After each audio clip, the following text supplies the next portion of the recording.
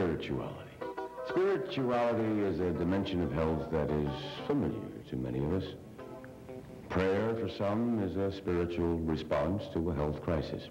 It is difficult to pinpoint the connection between a person's spiritual being and their health. Each religious philosophy has its own explanation for how that connection works. But most agree that if we strengthen our spirituality, then we strengthen our health. Whatever your individual philosophies, it is most important that we develop a consistent and motivating spiritual system that allows us to tap into the higher power within us and around us. I think in terms of how I came to dealing with the spiritual realm of medicine is that I just had to be honest with myself. And I saw, in terms of my own personal and professional development and some of the things I mentioned earlier, I saw miracles happen. And I guess I've always been a very spiritual person in one sense, but in terms of medicine, it was, that was another part of my life. But as I grew and came to see that everything's interconnected, then I couldn't really make that distinction.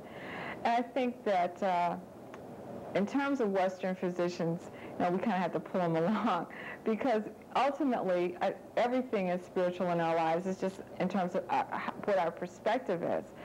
We can have a different perspective and say one part is secular and one part is spiritual, but everything is interrelated. First, we have to separate religion and spiritual growth.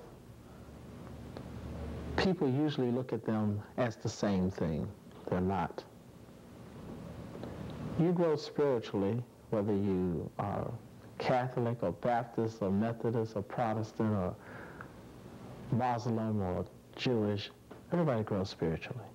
That's your mission while you're here on the planet, to grow spiritually. Your religion is your methodology and that you may use to get there. And I think that everybody have a religion, whether it's named or non-named, that you have one. People of African descent are involved spiritually in a way that they are able to have an immune response that surpasses the physical immune response.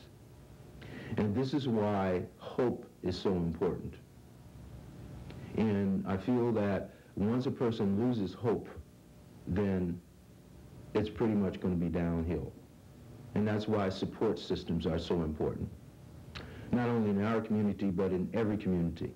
A study out of Harvard University, of all places, Dr. Herbert Benson, who's a cardiologist, a heart specialist, who's one of the pioneers in terms of documenting some of the changes that happen with the body in terms of what happens with meditation and different emotional states.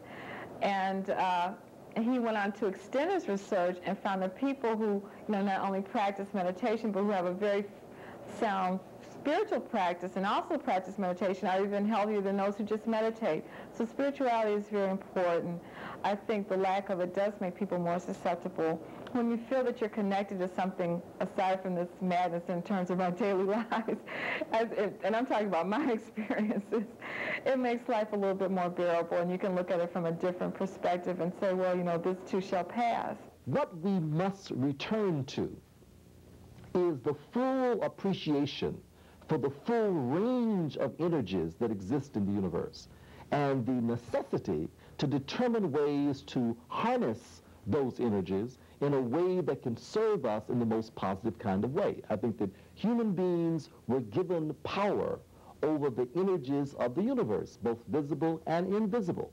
And the degree to which we can begin to reacquaint ourselves with ways of utilizing those energies, I think we are in fact expanding our capacity to not only heal, but to grow and to transform as human beings. And I think the dismissal of those kinds of invisible powers that don't fit into the neat little box of a scientist's laboratory and test tube has in fact made us dismiss tremendous powers that are available to us that we no longer acknowledge and therefore can no longer utilize.